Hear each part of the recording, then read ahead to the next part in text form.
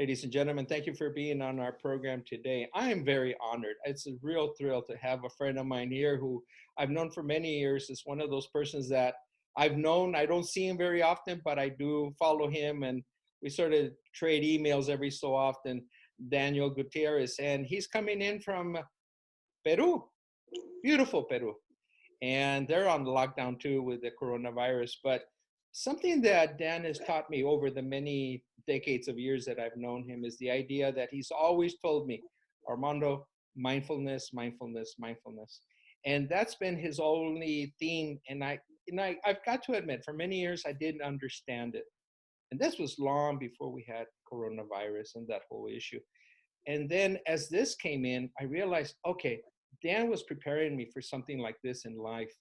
And it precedes before and after life that we're going to get past this, but mindfulness. Now, background on Daniel. Daniel is a world-renowned motivational speaker and life coach. He's also a wonderful friend to everyone in the world. He's transformational thought leaders. He's been recognized by several organizations to that. Best-selling author on mindfulness and finding success. And now he's also the author to add to his many, many books, Radical Mindfulness. Daniel, thank you for joining us.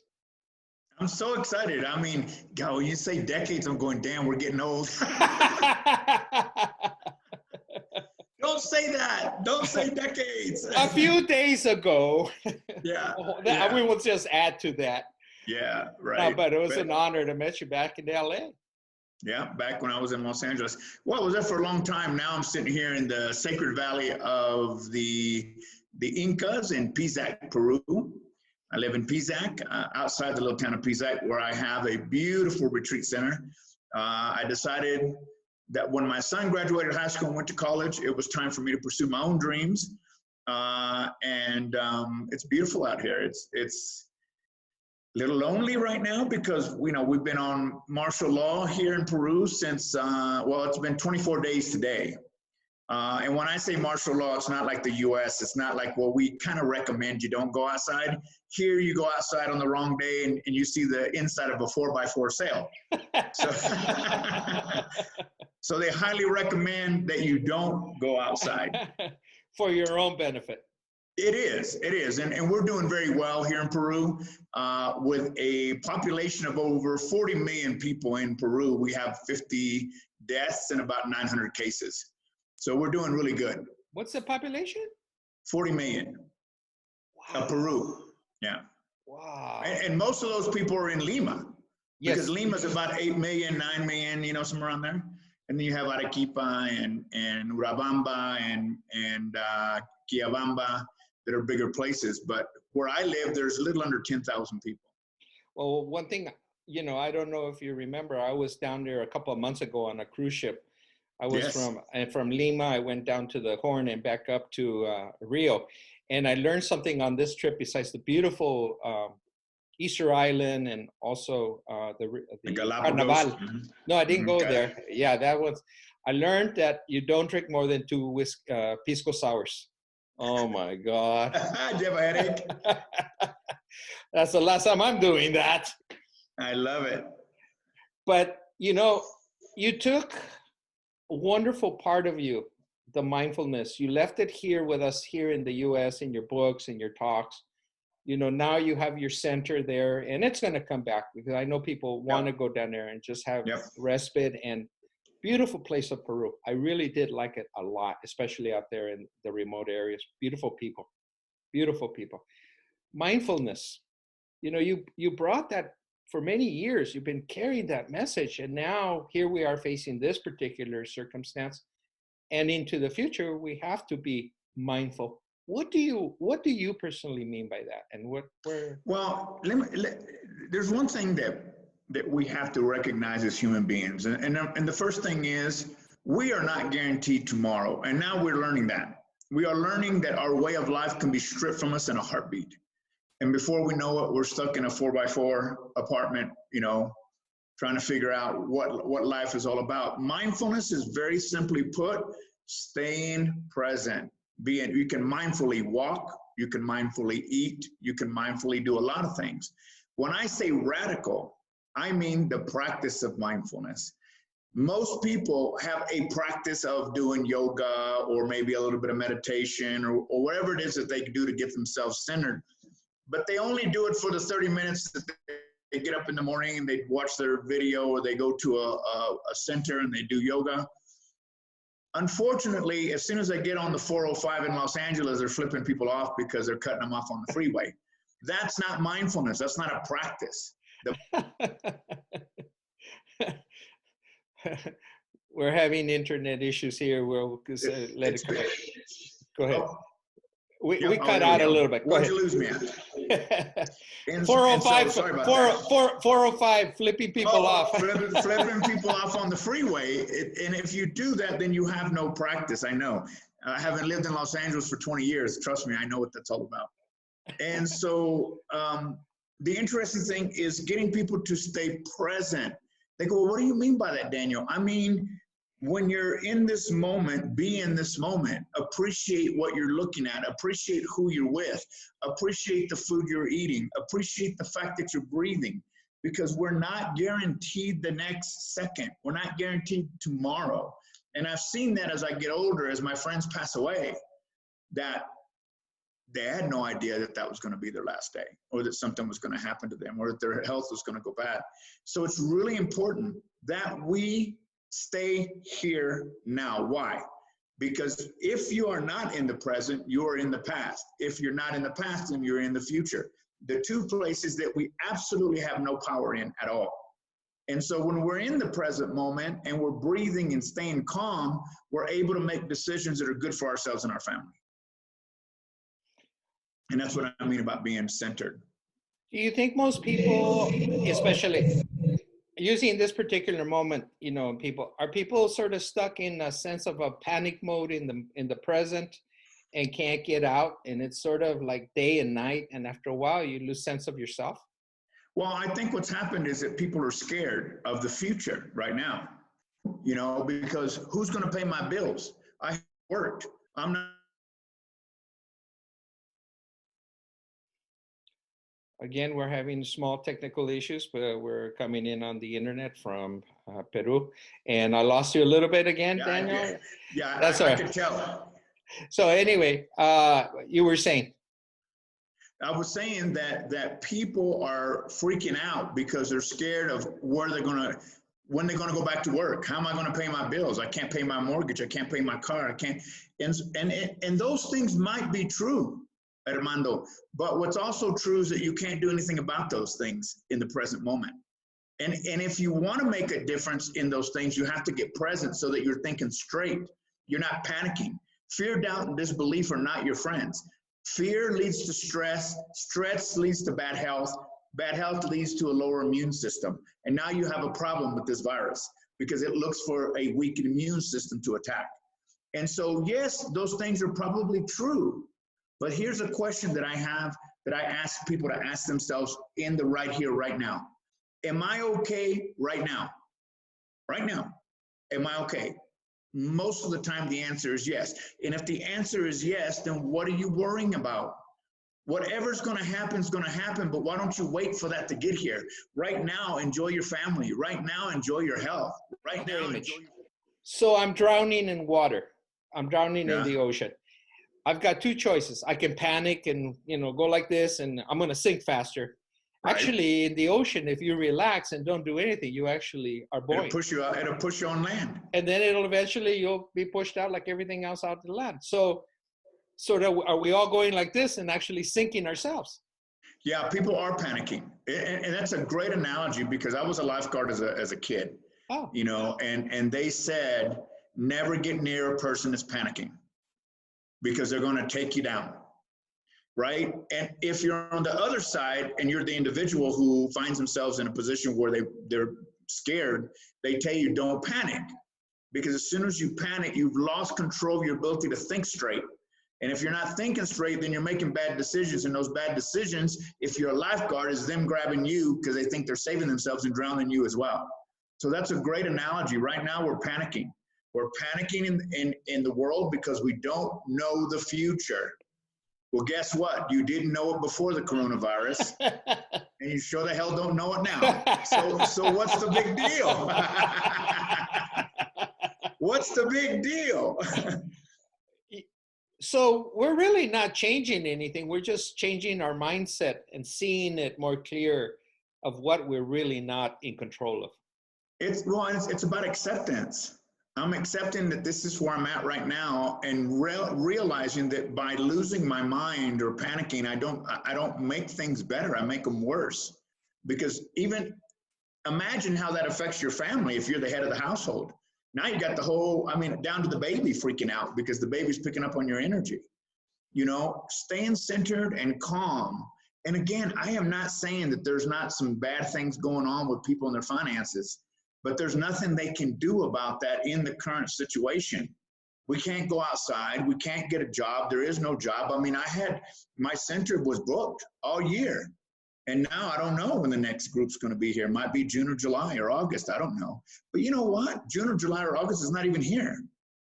What I do know is that right now is the perfect time to just do what I need to do right now. Stay focused on the now, do things for my health, work out, read, do things that keep my mind occupied until there's results that tell me, like you said, it's not an illusion anymore, it's a fact. And then in that moment when I'm centered and knowing that I'm okay, I can make decisions that are good for me and my family, like getting a loan. Can you imagine the person that says, I ain't getting a loan, I don't want to be in debt? Well, then you want to live in a cardboard house or what? Because, yeah, okay, good for you. We live in a different time today. There's no normal. There's no normal. Was there a normal? No, there never was a normal. But whatever our life was before, remember 9/11? When 9/11 hit, the whole world changed. And a lot of things that our kids don't even know that were not normal became normal. And then now we have this virus but this didn't just change New York. It changed the world. And how we do business will never be the same. I can't imagine what it's going to be like to get on a plane. Are we going to have oxygen masks on? Are we going to, what's it going to be to protect people? Because the truth is that we cannot not be able to travel. The world can't operate that way. It's designed for commerce, right? So whatever the new norm is, will be whatever it is. It's not up to me to decide today in this moment while I'm talking to you to decide what the answer to that is. I don't know. And acceptance, you don't have to agree with. You just have to accept that this is life today. And the less you kick and fight, the more acceptance you have, the more peace and tranquility you have, and the less stress and anxiety you have. Let's go a little bit of a hypothesis. Somewhere in the near future, somebody comes up with a medicine, we all take it, it goes away, i.e. Polio. Okay? Right. But don't we have another one coming from somewhere else in the world? Absolutely. And when are we going to have a pill to cure death? That's not going to happen, my friend. We're all going to be pushing daisies at some point. So it's just life. Isn't that really the big virus that's out there all the time, but we just don't think it's there? I think so. I think it's true because I love the Buddhists because they believe in impermanence. In that part of the world, in Nepal, and that part of the world in India, they believe in impermanence. And impermanence means that nothing lasts. Nothing lasts. Everything has its time. Everything lives and dies. And because of that, when something happens, they don't freak out. They just accept the fact that that was the time.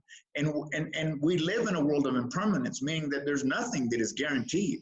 Everything ends either by death or separation. If you already know that, then what's the big deal? Now, here's why people freak out about death. And this is why the coronavirus is so important if you think about it. The reason why people freak out about death is because they have regrets. Why do they have regrets? Because they're not living their best life. They're living the life of bills. They're living the life of, I owe, so off to work I go. They're not spending time with their family. They're not spending, and the coronavirus has leveled the field out because now you have to be with your family. Now you have to spend time by yourself. Now you have to look at your life. And the truth is, if you don't have any regrets, there's no reason to fear death. But that's why people fear death. They have regrets. I didn't do this. I didn't go here. I didn't go there. Well, what are you waiting for? The world has taught us today, in this very case that we're going through this last month, these last few months, nothing is guaranteed. Why would you wait? I came out here to Peru because I believe that. Why would I wait? Wait for what? Until I can't walk anymore and be at 10,000 feet? You know, I have to be physically fit here. You know, what am I going to wait until I can't do anymore? So if you fear death, I would encourage you to look at what you regret and fix that. That's what being radically mindful is all about. Because when I'm mindful in the moment and my mind's running out to the future about paying bills and my little girl or little boy sitting next to me wanting my attention, that's the time to get mindful. That's the time to give them the time. Or your son or daughter or significant other, it doesn't matter. That's what radical mindfulness is all about.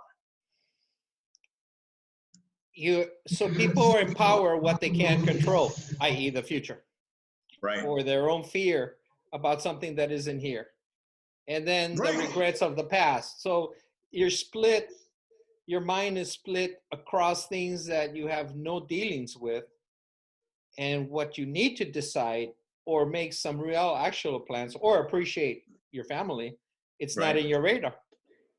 So you missed it all. You have no control. And if you believe in God or the universe or whatever you want to call it, that entity, that energy only exists in the moment, does not exist in the future, does not exist in the past.